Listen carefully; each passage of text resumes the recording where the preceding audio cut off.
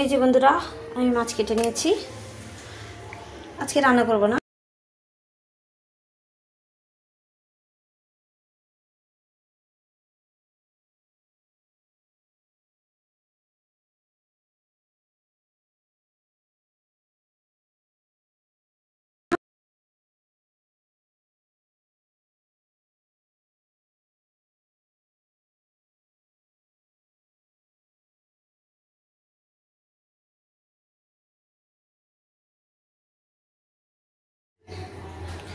নুন আর হলুদ দিয়ে দিয়েছি, আর একটু দিয়ে দিলাম সর্ষের তেল। মাখিয়ে যে কোনো মাছ রাখলে, অনেকটা মাছ হলে মাখিয়ে রেখে দিলে পরে যে বরফ হয়ে যায়, খুলতে কিন্তু সুবিধা হয়, আর মাছগুলোও খুব ভালো থাকে।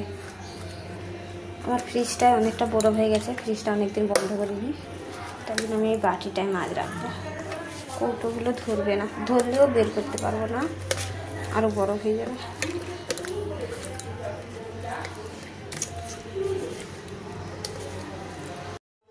সুন্দর করে আমি নুন হলুদ তেল মাখিয়ে নিয়েছি মাছগুলো, ভালো করে এপিট এপিট করে সব মাখিয়ে নিয়েছি। মাছগুলো হালকা হালকা ডিমও হয়েছে।